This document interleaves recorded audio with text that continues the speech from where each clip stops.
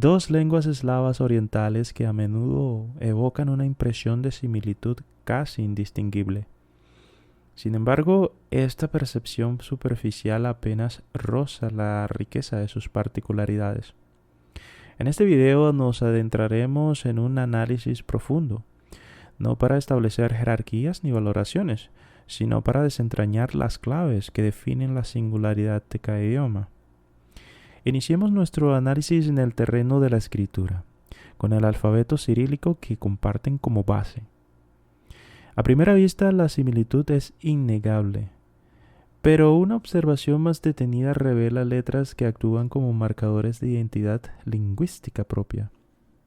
El ucraniano se distingue por la incorporación de grafemas como ge, ye, i, yi.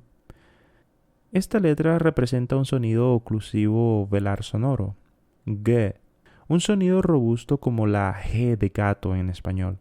En ruso este sonido se escribe con una letra parecida, pero en ucraniano esta letra corresponde a una fricativa glotal y se pronuncia G. Por su parte, ye y yi son representaciones de sonidos vocálicos y consonánticos palatalizados, fundamentales en la fonología ucraniana. En el territorio gráfico ruso encontramos las siguientes letras, ausentes del alfabeto ucraniano. Esta letra designa una vocal cerrada posterior no redondeada y se pronuncia uy, un sonido ajeno al sistema vocálico del ucraniano estándar. Esta otra letra, la cual es una vocal, es pronunciada yo. Es una vocal iotizada. Un punto de particular interés es esta vocal. En ruso se pronuncia como una vocal cerrada anterior no redondeada, i. En ucraniano, esta misma grafía corresponde a una vocal cerrada central no redondeada, e. Un sonido más central y diferente a la i ucraniana, que sí representa i, similar a la i rusa. En ruso existe un signo blando que suaviza la consonante anterior y un signo duro, el cual es exclusivo del ruso. El ucraniano emplea el apóstrofe para cumplir una función análoga del signo duro, evitar la palatalización de consonantes ante vocales iotizadas. Adentrándonos en la fonética y la pronunciación, las divergencias se hacen aún más palpables. Aunque ambos idiomas comparten el fenómeno de la palatalización, esta no se aplica ni se enfatiza de la misma manera en ruso y en ucraniano. En ruso la palatalización es un rasgo altamente contrastivo. Casi todas las consonantes tienen versiones duras y suaves, palatalizadas. La palatalización se produce de forma sistemática, afectando la mayoría de las posiciones dentro de la palabra. En ucraniano, si bien la palatalización también existe, su aplicación es más restringida, lo que demuestra que no operan al mismo nivel en cada idioma. Un ejemplo significativo es la reducción vocálica. En ruso este proceso es notable. Vocales en sílabas no acentuadas sufren una merma en su intensidad y un cambio en su timbre. La O no acentuada, por ejemplo, frecuentemente se reduce a o, e. En ucraniano, todas las vocales se pronuncian con claridad, incluso en sílabas átonas. Adicionalmente, una característica fonética distintiva del ucraniano es la ausencia de devoicing final para la mayoría de las obstruyentes. El devoicing o ensordecimiento es un fenómeno fonético en el que sonidos consonánticos originalmente sonoros, con vibración de cuerdas vocales, se pronuncian como sordos, sin vibración. Mientras que en ruso, consonantes obstruyentes sonoras al final de la palabra se convierten en sordas, en ucraniano esta sonorización final se mantiene en la mayoría de los casos. En cuanto a los casos gramaticales, ruso y ucraniano coinciden en 6 de los 7 casos protoeslavos originales. Sin embargo, el ucraniano preserva el caso vocativo, con una vitalidad que el ruso ha perdido casi por completo en el uso cotidiano. En el ruso aún se usan ampliamente las formas como Господи o Боже, que son formas en caso vocativo. El caso vocativo es un caso gramatical utilizado para llamar o dirigirse directamente a alguien o a algo. Su función es establecer contacto o atraer la atención del interlocutor. Sin embargo, en el ucraniano moderno se observa una tendencia, especialmente en el habla cotidiana, a reemplazar el vocativo por el nominativo. Es decir, muchos hablantes utilizan la misma forma del sujeto cuando se dirigen a alguien, lo que reduce el uso específico del vocativo. En términos generales, la gramática del ruso y del ucraniano es bastante similar, ya que ambos idiomas comparten una estructura gramatical eslava con sistemas de casos, conjugaciones verbales, declinaciones y demás. Sin embargo, existen diferencias notables en la forma en que se conjugan y se declinan los verbos y sustantivos. Estas variaciones, junto con las diferencias en la pronunciación y ciertos patrones fonéticos, hacen que los dos idiomas suenen bastante distintos. A pesar de ello, la similitud en muchos aspectos gramaticales y una parte del vocabulario común hacen que sigan siendo lenguas cercanas y mutuamente inteligibles hasta cierto punto. Una diferencia fundamental se presenta en la formación del infinitivo verbal. Aunque la función del infinitivo como forma base del verbo es idéntica en ruso y en ucraniano, las terminaciones que adopta esta forma no personal varían entre los idiomas. El infinitivo en ruso se forma predominantemente con esta terminación. Esta es la forma más común y extendida en verbos de uso cotidianos. Говорить, hablar, читать, leer, делать, hacer. También existe la terminación te, aunque es menos frecuente y se encuentra en un grupo específico de verbos. Идти, ir, вести, llevar, спасти, salvar. En marcado contraste, el ucraniano utiliza de manera casi exclusiva la terminación te para formar el infinitivo. Esta terminación es la forma estándar y universalmente aceptada para la forma no personal del verbo en ucraniano. Говорити, hablar, читати, leer, робити, hacer. Al observar las conjugaciones verbales en presente, se manifiestan otras diferencias sutiles, pero sistemáticas. Consideremos la conjugación del verbo leer, читать en ruso, читати en ucraniano. Я читаю, я читаю. Ты читаешь, ты читаешь. Он, она, оно читает. Він, вона, воно читає. Ми читаємо. Ми читаємо. Ви читаєте. Ви читаєте. Они читають. Вони читають. Aunque algunos verbos pueden parecer similares en ruso y ucraniano, como leer en este caso, no siempre es así. Hay muchos verbos que son completamente diferentes en ambos idiomas. Por ejemplo, el verbo responder en ruso es отвечать, mientras que en ucraniano es відповідати. Y sus conjugaciones en presente también son distintas.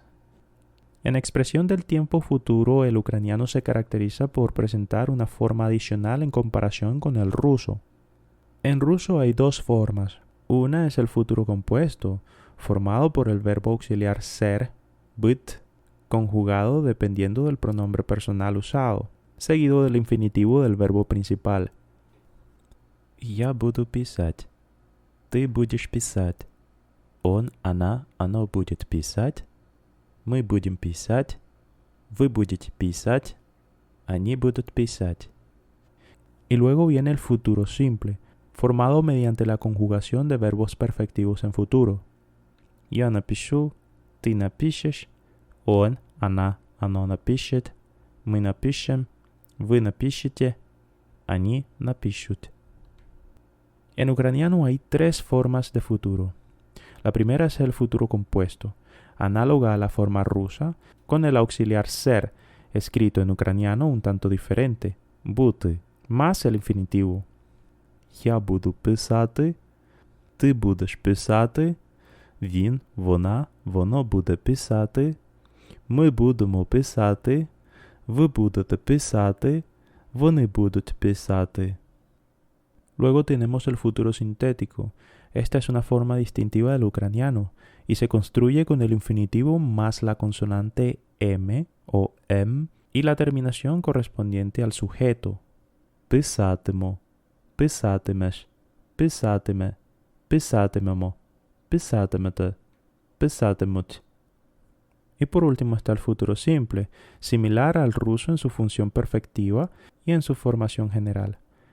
Напишу, напишеш, напише, напишемо, напишете, напишуть. En ruso existe el participio activo en presente, que termina en shi y se comporta como un adjetivo. Esto significa que cambia según el género, masculino, femenino o neutro, el número, singular o plural, y que se declina en los 6 casos del idioma. En ucraniano no existe una terminación verbal equivalente. En su lugar se utiliza який, una palabra que también funciona parecido a un adjetivo y que al igual que en ruso se declina en género, número y caso. Veamos un ejemplo. En ruso, девушка, читающая книгу, моя сестра. En ucraniano, дівчина, яка читає книгу, моя сестра. La chica que está leyendo el libro es mi hermana. En ruso, читающая es un participio activo que describe a девушка. En ucraniano se usa яка, que cumple la misma función. Ambas palabras están en femenino porque concuerdan con девушка en ruso y дівчина en ucraniano, que son sustantivos femeninos. El participio en shi suena algo formal o literario.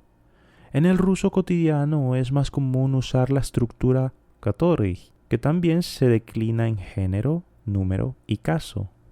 Veamos un ejemplo. Девушка, которая читает книгу, моя сестра. Y se traduce de igual manera al ucraniano. De hecho, es una traducción un poco más literal. Дівчина, яка читає книгу, моя сестра.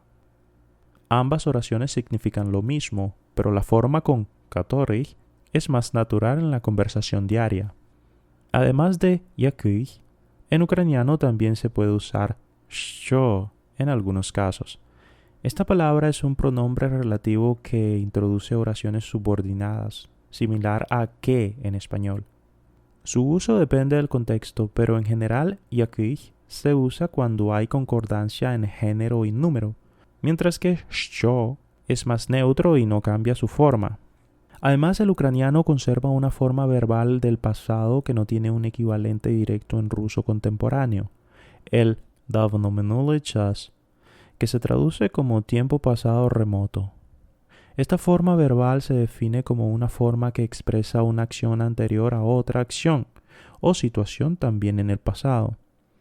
En el ucraniano moderno, esta forma ha caído en desuso en el habla cotidiana, pero persiste como un arcaísmo gramatical que puede encontrarse en la literatura clásica ucraniana o en contextos lingüísticos formales y estilizados. Veamos un ejemplo con este tiempo pasado remoto. Він писав був листа, коли раптом задзвонив телефон. Él había estado escribiendo una carta cuando de repente sonó el teléfono. Esta construcción enfatiza que la acción de escribir era anterior al momento en que sonó el teléfono, ambas acciones en el pasado. Para expresar una idea similar en ruso se recurriría a una construcción más contextual, ya que el ruso carece de una forma verbal simple equivalente al давно минулий час ucraniano. Una traducción aproximada en ruso podría ser Он писал письмо, когда вдруг зазвонил телефон. Он писав був, писав, листа, письмо, коли, когда, раптом, вдруг, задзвонив, зазвонил, телефон. Una diferencia notable en el vocabulario se encuentra en los nombres de los meses del año. El ucraniano utiliza términos que en su mayoría se alejan de la nomenclatura internacional, mientras que el ruso adopta nombres que suenan más familiares para los hablantes de otras lenguas occidentales, reflejando una influencia más internacional en su léxico para este ámbito. Январь, січень, февраль, лютий, март, березень, апрель, квітень, май, травень, июнь, червень, июль, липень, август, серпень, сентябрь, вересень, октябрь, жовтень, ноябрь, листопад, декабрь, грудень. La relación entre el vocabulario ruso y ucraniano presenta una rica gama de matices. Podemos identificar al menos 3 categorías principales. Palabras de escritura idéntica y significado compartido. Existe un conjunto de palabras que se escriben de la misma manera en ruso y ucraniano y que además conservan el mismo significado. Estas palabras son un testimonio de su origen eslavo oriental común. Agua en ruso se dice вода y en ucraniano voda. Hermano suena igual en los dos idiomas, brat. Día en ruso suena день y en ucraniano день. Ahora palabras de sonido y escritura similar pero significado divergente. Encontramos casos donde las palabras se parecen en su forma escrita e incluso en su pronunciación, pero han evolucionado hacia significados distintos en cada idioma. Patria en ruso se dice Родина, pero la misma palabra en ucraniano, escrita de la misma manera, se pronuncia Родина y significa familia, al igual que con la palabra hoja. Hoja en ruso se dice list, pero la misma palabra pronunciada list en ucraniano significa carta, aunque también puede significar hoja, dependiendo del contexto. Esta palabra se pronuncia час en ruso y significa hora, pero en ucraniano se lee час y significa tiempo. Finalmente, una parte del vocabulario no comparte ninguna similitud discernible, empleando palabras totalmente diferentes para expresar los mismos conceptos. Esta categoría subraya la separación léxica que se ha producido a lo largo de la historia de cada idioma. Rojo en ucraniano, червоний. Rojo en ruso, красный. Gracias en ucraniano, дякую. Y en ruso, спасибо. Hora en ucraniano, година. Hora en ruso, час. O время, dependiendo del contexto. Mira, el ruso y el ucraniano tienen una relación interesante. Piensa en esto. Los dos vienen de la misma raíz, la familia eslava oriental, pero han ido evolucionando por su cuenta durante siglos, cada uno tomando su propio rumbo. Es como si partieran del mismo punto, pero el tiempo los hubiera moldeado de manera distinta, dándole a cada uno su propio sonido, su propio ritmo, su carácter único. La pronunciación, por ejemplo, es distinta, y no solo en detalles. Hay letras en el alfabeto ucraniano que ni existen en el ruso y viceversa. El vocabulario también diverge. Un ruso que escuche a un ucraniano podría reconocer trozos, como cuando un hispanohablante intenta seguir una conversación en portugués. Algunas palabras brillan por su similitud, pero de pronto te topas con un giro desconocido. Una palabra que suena familiar pero significa algo totalmente ajeno. Esas trampas lingüísticas, ¿sabes? Te hacen dudar si realmente entendiste o solo creíste entender. Entonces, ¿hasta qué punto son distintos? Diría que están en ese punto intermedio donde no son mutuamente inteligibles sin esfuerzo, pero tampoco son idiomas totalmente extranjeros entre sí. Están lo bastante cerca como para que alguien que domine uno pueda, con un poco de esfuerzo, empezar a descifrar el otro. No es que tengas que aprenderlo todo desde cero.